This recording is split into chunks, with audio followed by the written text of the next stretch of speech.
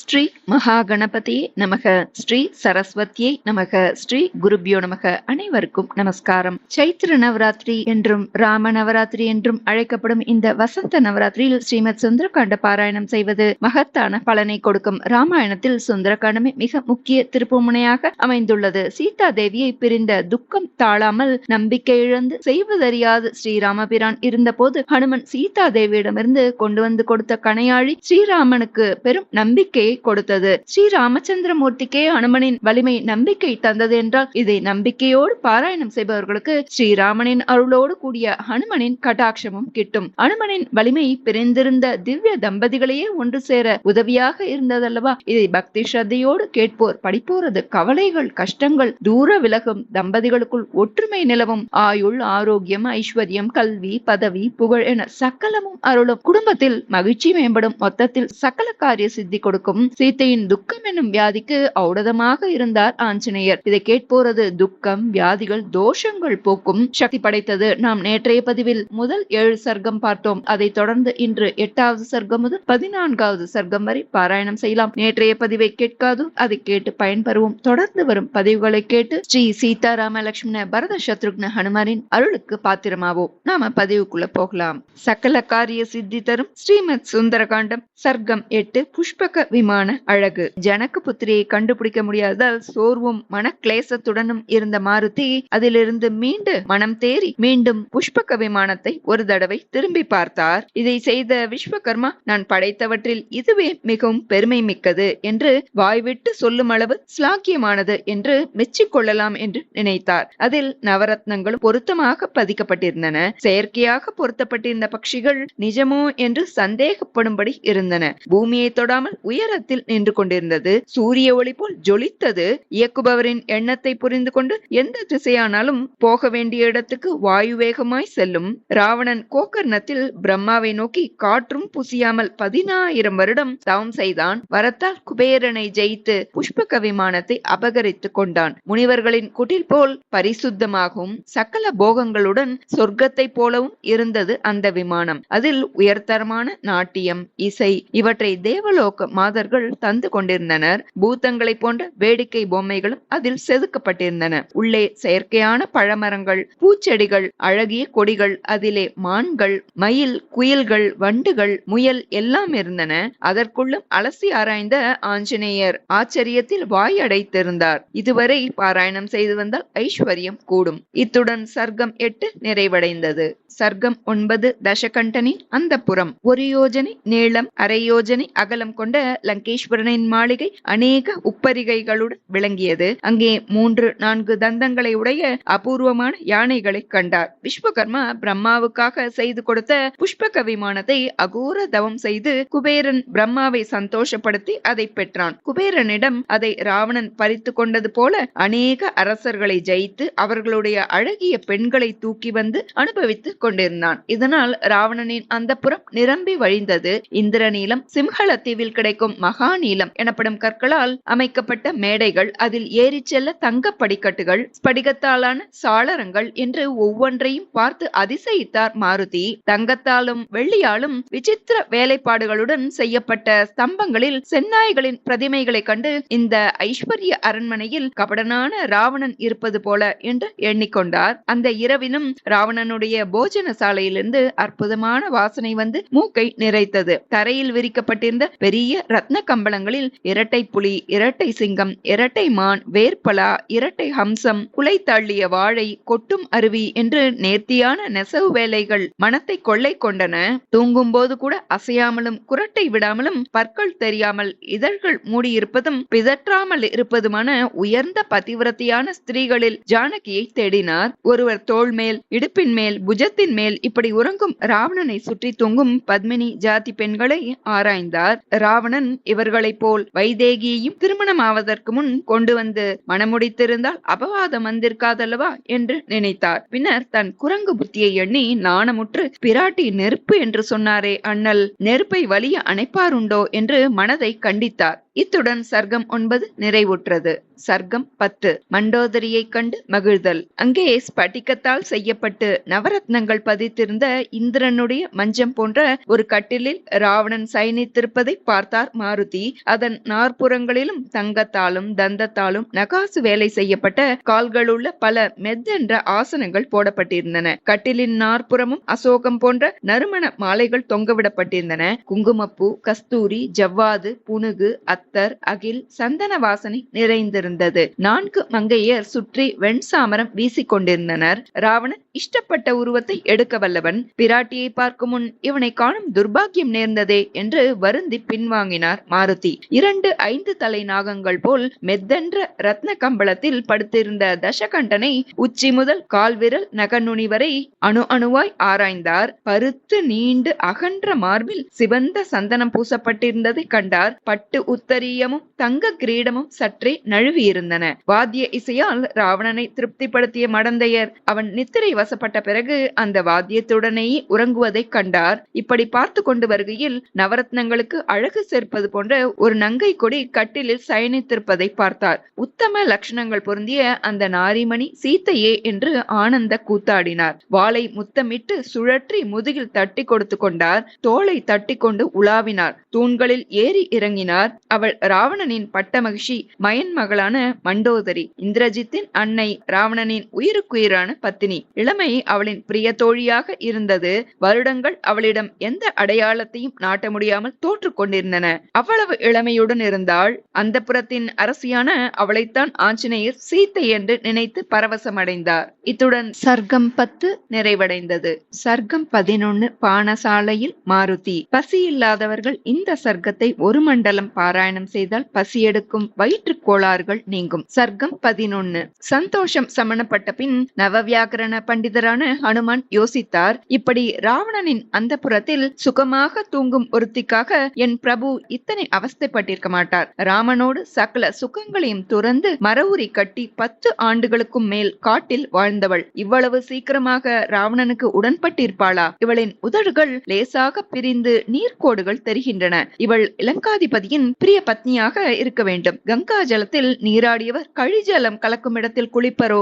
ஆபரணங்களை மூட்டையாய் கட்டி வீசியவள் இத்தனை ஆபரணங்களை அணிந்து தூங்குவதா? நான் வானரன், என் புத்தி அவசரமானது என்று புத்தியை நொந்தபடி அங்கிருந்து நடந்தார் மாருதி. பானசாலையில் பணியாளர்கள் சோழி, சொக்கட்டான், அம்மானி, சதுரங்கம், சூதாட்டம் என்று ஆடிக்கொண்டிருந்தனர். சிலர் தெம்மாங்கு, போட்டிப்பாட்டு என்று பொழுதுபோக்கிக் கொண்டிருந்தனர். சிலர் மது அருந்தி மயங்கி இருந்தனர். சரியாக தேடாமல் விட்டோமோ என்று மீண்டும் ராவணன் இருக்கும் இடம் வந்து நிதானமாக ஒவ்வொரு மங்கையின் முகத்தையும் உற்று உற்று பார்த்தார். காமத்தை வென்றவராதலால் அவர் பார்வையில் களங்கம் இல்லை. மறுபடி பானசாலைக்கு சென்றார். அங்கு எல்லாமே தங்க வெள்ளி பாத்திரங்கள் தான். திராட்சை, பேரிச்சை, கரும்பு, பனை, இலுப்பை பழங்களிலிருந்து தனித்தனியே சாறு எடுத்து கொம்பு தேன், அடைத்தேன், வெல்லம் கலந்து ஏலம், கிராம்பு, குங்குமப்பூ, பச்சை கற்பூரம், ஜாதிக்காய் பொடித்து போட்டு பானம் தயாரித்து வைக்கப்பட்டிருந்தது. கும்மென்று மனம் வீசியது. சைவம் அசைவம் இரண்டுமே தினுசு தினுசாக சமைக்கப்பட்டிருந்தது. பாயசங்களில் தான் எத்தனை வகைகள்! வெள்ளைக்கடுகு அரைத்துவிட்ட விதவிதமான ரசங்கள்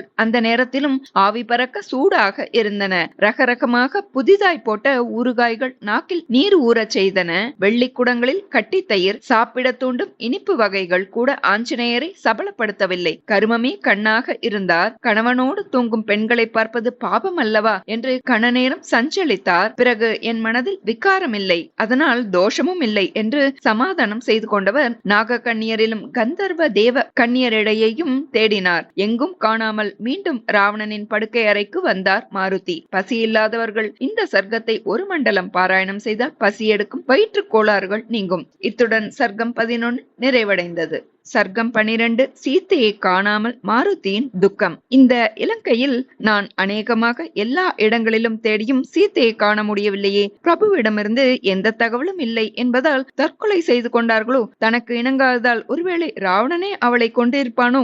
கோர ரூபம் கொண்ட ராட்சசிகளை கண்டு பயத்தால் இறந்திருப்பாளோ? சுக்ரீவன் கெடு வைத்த 30 நாட்களில் திரும்பி இருக்க வேண்டும். மெத்தனமாய் தேடி அசட்டு தைரியத்தில் சமுத்திரத்தை தாண்டி வந்து விட்டேன். அஷ்டமா சித்திகளை கற்று என்ன பயன்? செய்வேன். நிதானமாக போய் காணவில்லை என்று முகத்தை தொங்க போட்டு நின்றால் தண்டனையிலிருந்து தப்ப முடியுமா? அக்கறையில் ஆவலோடு காத்திருக்கும் அங்கதனையும் வானர வீரர்களையும் சாகடித்த பாவம் என்னை சூழாதா? சிரமமான காரியம் என்று உணராமல் செருக்குடன் வந்து அகப்பட்டு கொண்டேனோ? திரும்பி போகாவிட்டாலும் நான் தற்கொலை செய்து கொண்டதாக நினைத்து உயிரை விட்டு விடுவார்களே என்று பலவாறு துக்கித்தவர் சிறிது நேரத்தில் மனம் தேறி, உயிரை குடிக்கும் பாஷாணம் கவலை, காரியத்தடை ஏற்படுத்தும் முதல் விரோதி சஞ்சலம். கவலை கொண்ட இல்லத்தில் விஜயலட்சுமி அடி எடுத்து வைக்க மாட்டாளே. உற்சாகத்தின் பகைவனான கவலை என் புத்தியில் உட்கார பேசாமல் இருந்து விட்டேனே. கடினமான காரியத்தையும் சுலபமாக்குவது தன்னம்பிக்கை அல்லவா? தைரியலட்சுமி, உன்னை விலக விட மாட்டேன். வந்து விட்டாயா? இனி இண்டு எடுக்க விடாமல் ஆராய்வோம் என்று சிலிர்த்தெழுந்து ஓவியசாலைகளிலும் படைவீரர் குடியிருப்புகளிலும் தளபதிகளின் மாளிகைகளிலும் சுரங்கங்களிலும் தேடினார் மாருதி. இரவை வீணாக்க கூடாதென்று சலித்து ஓரிடத்திலும் நின்று ஓய்வெடுக்காமல் தேடினார். ராட்சசிகளின் பேச்சை ஒளிந்திருந்து கேட்டார். நீர்நிலைகளிலெல்லாம் அலசினார். மித்திலா இளவரசியான மைத்திலியை மட்டும் காணவில்லை. இத்துடன் சர்க்கம் 12 நிறைவடைந்தது. சர்க்கம் 13 மாருதியின் எண்ணங்கள். மகாபலசாலியான ஹனுமான் இந்திர நீலக்கல்லால் அலங்கரிக்கப்பட்ட கோட்டை மதில் மேலேறி கண்ணு கெட்டிய தூரம் வரை எதையாவது விட்டிருக்கிறோமா என்று ஆராய்ந்தார். சம்பாதி பொய் சொன்னால் சிறகுகள் மீண்டும் எப்படி வரும்? கௌதம ரிஷியின் புதல்வரான சதானந்தரின் சிஷ்யையான வைதேகி வேறு வழி இல்லாமல் ராவணனுக்கு உடன்பட்டிருப்பாளோ? குரங்கு மனம் என்பது சரியாக இருக்கிறது. இப்படி நினைத்த புத்தியை கொளுத்த வேண்டும். சீதை அயோனிஜை யாக பூமியில் உழும்போது கலப்பை நுனியில் அவள் இருந்த பேழை வெளிப்பட்டதாக ராமபிரான் சொல்லி இருக்கிறாரே. ஒருவேளை ராவணன் சீதையை எடுத்துக்கொண்டு கடலை தாண்டுகையில் இப்படி எண்ணியிருப்பானோ? இதற்குள் ராமன் பர்ணசாலைக்கு திரும்பி சீதையை காணாமல் தேடி ஜட்டாயுவால் நான் கொண்டு போவதை அறிந்து பானப்பிரயோகம் செய்தால் லங்கையின் செல்வங்களை அனுபவிக்காமல் மடிவேனே. சுபாகு, மாரீச்சன், கரதூஷணாதியர், திரிசுரன் மடிந்தது போல் நானும் மனுஷனால் சாவதா என்றெண்ணி பிராட்டியை கடலில் வீசியிருப்பானோ? சமுத்திரத்தில் உள்ள திமிங்கிலங்கள் அவள் தேகத்தை உணவாக கொண்டிருக்குமோ? ஒருவேளை சமுத்திரத்தின் மேல் போகும்போது கண்ணு கெட்டிய தூரம் தண்ணீராக இருக்க கண்டு இனி என் பர்த்தாவை அடைய முடியாது என்று பயந்து உயிரை விட்டிருப்பாளோ? அல்லது கடலின் மேல் போகும்போது ராவணனிடமிருந்து தப்ப மேலே இருந்து குதித்திருந்தால் தனக்கு இணங்காத ஜானகியை ராவணன் தின்றிருப்பானோ? அல்லது அவனது ராட்சச மனைவியர் சக்களத்தி பொறாமையில் வெட்டி சமைத்து ஜீரணம் பண்ணியிருப்பார்களோ? சாகும்போது யாரை நினைத்தாளோ, என்ன சொல்ல பிரியப்பட்டாளோ? இப்படி தாறுமாறான எண்ணங்களால் ஆஞ்சநேயர் நிலை குலைந்தார். பிறகு மனதை சமணப்படுத்திக் கொண்டு தரையோடு பெயர்த்து கொண்டு வந்தவனுக்கு, தன் தலைகளையே வெட்டி யாக வேள்வியில் சமர்ப்பித்தவனுக்கு, கைலாயத்தையே பெயர்க்க துணிந்தவனுக்கு, சிவபெருமானையே சாமகானத்தால் வசப்படுத்தி ஈஸ்வர பட்டம் பெற்றவனுக்கு சீதையை பத்திரமாக கொண்டு வர தெரியாதா என்ன? சிவதனுசு இருந்த பேழையை சுலபமாய் நகர்த்தி பந்தை எடுத்து சென்ற சீதையை கண்டு ஜனகர் வியந்தாராமே. அதனால் அல்லவா சிவதனுசை வளைப்பவர்க்கே சீதை என்று அறிவித்திருக்கிறார். அப்பேற்பட்ட பிராட்டிக்கு அச்சமா? இருக்காது. கற்பெண்ணும் அக்னியை கவச்சமாக கொண்ட ஜானகியை ராவணன் நெருங்க முடியுமா? சீதைக்கு துன்பம் விளைவித்தவர்களை ராவணன் சும்மா விடுவானா? அப்படியெல்லாம் நடந்திராது. சீதையின் பிரிவை தாங்காது ராமர் துடிக்கிறார் என்றால் சீதையின் அழகும் பரிவும் நற்குணங்களும் சாதாரணமானதாகவா இருக்கும்? ஜனஸ்தானத்தில் 14,000 ராட்சசர்களையும் கரதூஷண திரிசுரர்களையும் தான் ஒருவனாகவே சம்ஹரித்த ராமனின் பராக்கிரமத்தை சீதை அறியாமலாயிருந்திருப்பாள். ராவணன் இந்த இலங்கையில் எங்கோ அவளை அடைத்து வைத்திருக்கிறான். அதை எப்படி கண்டுபிடிப்பது என்று வேறு விதமாக யோசித்தார் மாருதி. சீதையை காணவில்லை என்று போய் சொன்னால் என்ன ஆகும்? 21 தலைமுறை க்ஷத்திரிய குலத்தையே வேறறுத்த பரசுராமரின் விஷ்ணு தனுசை வாங்கி நான் ஏற்றி இலக்கியது என்று கேட்டாராமே பிரபு.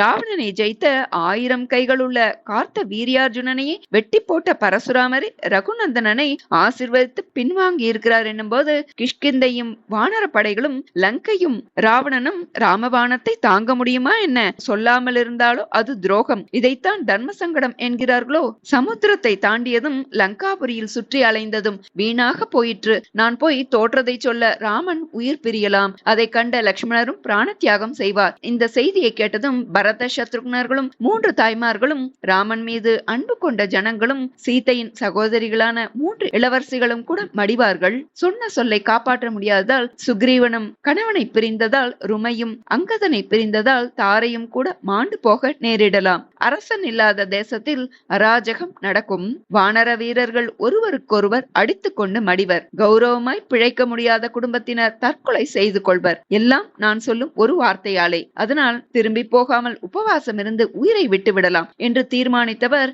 எல்லாம் இந்த லங்காதிபதியால் தானே. அவன் மட்டும் சீத்தையை தூக்கி வராது இருந்தால் இந்த குழப்பம் இல்லை. இவன் தூங்கும் போதே இவன் கழுத்தை நெரித்து கொன்றால் என்ன, அல்லது இவனை வாளினால் கட்டி தூக்கி கொண்டு போய் ஸ்ரீராமனின் பாதங்களில் போட்டாலாவது பழி வாங்கிய திருப்தியாவது கிடைக்கும். சம்பாதி சொன்ன உடனேயே திரும்பி போய் ராமனிடம் சீதா பிராட்டி இலங்கையில் இருக்கிறாள் என்று அழைத்து வந்திருக்காதுதான் பிசகு. சரி, சீத்தை கிடைக்கும் வரை தேடிக்கொண்டே இருப்போம் என்று நினைத்தவர் நாற்புறமும் சுற்றி பார்த்தார். அசோக மரங்கள் அடர்ந்த சோலை அவர் பார்வையில் பட்டது. அங்கு தேடவில்லையே என்று நினைத்தார். அஷ்டவசுக்கள், ஏகாதச ருத்ரர்கள், துவாதச ஆதித்யர்கள், அஸ்வினி தேவதைகள், மருத்துகள் முதலிய தேவ புருஷர்களை மானசீகமாக நினைத்து வெற்றி கிடைக்க செய்யும்படி வேண்டி வணங்கினார். ஸ்ரீராமா, எனக்கு ஜெயத்தை கொடு என்று பிரார்த்தித்தார். நான் கண்டுபிடிப்பேன் என்பது போய் சூரிய சந்திராதி நவகிரக தேவதைகளே, தந்தையான வாயு பகவானே, ராவணனால் பூஜிக்கப்படும் சிவபெருமானே, எண் திசை காவலர்களே, எனக்கு ஜெயத்தை கொடுக்க வேண்டும் என்று மானசீகமாக நமஸ்கரித்தார் மாருதி. சீதாதேவி, தாங்கள் எனக்கு வெளிப்பட்டு அந்த பெருமையை சூரிய சந்திரர் உள்ளளவும் நான் அனுபவிக்கும்படி செய்ய வேண்டும் என்று வேண்டிக் கொண்டு கிளம்பினார் மாருதி. பிரம்மா, அக்னி, வருணன், இந்திரன், சகல தேவதைகள், சப்த ரிஷிகள் அனைவரையும் பிரார்த்தித்தபடி அசோகவனத்தை நோக்கி மிகச்சிறிய வடிவில் விரைந்து சென்றார் மாருதி. சர்க்கம் 13 நிறைவடைந்தது. சர்க்கம் 14 அசோகவனத்தின் ரம்யம். இந்த சர்க்கத்தை படிப்பதால் கிரக தோஷங்களால் ஏற்படும் துன்பங்கள் தூர விலகி போகும். சர்க்கம் 14 புன்னகையே பூர்ணச்சந்திரன் போல் இருக்கும் என்றாரே, செந்தாமரை இதழ் போன்ற கண்களால் என்னை பார்க்கும் பாக்கியம் பெறுவேனா என்று எண்ணியபடி மதில் சுவரை தாண்டி குதித்தார் மாருதி. சித்திரை வைகாசி மாதங்களில் புஷ்பிக்கும் ஆச்சா, அசோகம், சண்பகம், மா முதலான மரங்களை லாகவமாக கடந்தார். மாந்தோப்புகளில் மரம் கொள்ளாமல் புஷ்பித்திருந்தது. அங்கே வண்டுகள் மெலிதாய் ரீங்காரமிட்டு கொண்டிருந்தன. குலை குலையாய் தொங்கும் பழமரங்களை தாண்டி குதித்தார். மான்கள் கூட்டமாய் செல்வதை கண்டார். இவரது தாவுதலால் குயில்களும் புறாக்களும் எழுந்து கொண்டன. பூக்கள் தரையெல்லாம் பாய் விரித்தன. பழங்கள் நாலாபுறமும் உருண்டன. பாதையில் தடையாயிருந்த கொடிகளை அறுத்து கொண்டு சென்றார் மாருதி. ஸ்வஸ்திக், திலகம் போன்ற பல அமைப்புகள் உள்ள பொய்கைகளை கடந்தார். முத்தையும் பவளத்தையும் வெள்ளியையும் சொர்ணத்தையும் பொடித்து குளங்களில் தூவியிருந்தது. அதன் ஸ்பட்டிகமான தன்மையிலிருந்து தெரிந்தது. குளங்களில் தாமரையும் அல்லியும் மலர்ந்திருந்தன. பல இடங்களில் அருவி விழுந்து வாய்க்கால்கள் ஓடுவதை பார்த்து கொண்டே போனார். அன்னம், வாத்து, கௌதாரி போன்றவை சன்னமாய் குரல் கொடுத்தன. சிறிது தூரத்தில் பல மரங்களை அடக்கிய ஒரு மலையை பார்த்தார். அதிலிருந்து ஓர் அருவி ஓடி வந்து கீழே அற்புதமாய் அமைக்கப்பட்ட ஒரு வாவியில் விழுந்தது. குளத்தில் நிரம்பிய நீர் ஓடைகளாக காட்டுக்குள் சென்றது. அது அருகில் உப்பரிகைகள் உள்ள சில வீடுகளும் கட்டப்பட்டிருந்தன. அந்த இடத்தை நிர்மாணித்தவர் தேவ சிற்பியான விஸ்வகர்மா ஆயிற்றே. பொய்கையின் படிகளில் நவமணிகள் பதிக்கப்பட்டிருந்தன. முத்தை பொடி செய்து மணலாக பரப்பப்பட்டிருந்தது. 4 புறங்களிலும் விஸ்தாரமான மேடை. மேடையை சுற்றி பழமரங்களும் பூச்செடிகளும் வசந்தமாக நின்றிருந்தன. வெயிலும் மழையும் தாக்காமல் இருக்க பந்தலும் போடப்பட்டிருந்தது. அங்கே ஒரு சிம்ஷிபா விருட்சம் அநேக கொடிகளால் பிணைக்கப்பட்டு நெருக்கமான கிளைகளும் அகலமான இலைகளுடன் பறந்து நின்றிருந்தது. கிளைகளில் கட்டியிருந்த சிறுமணிகள் காற்றில் அசைந்து ஜலதரங்கம் வாசிப்பது போன்ற ஓசையை எழுப்பின.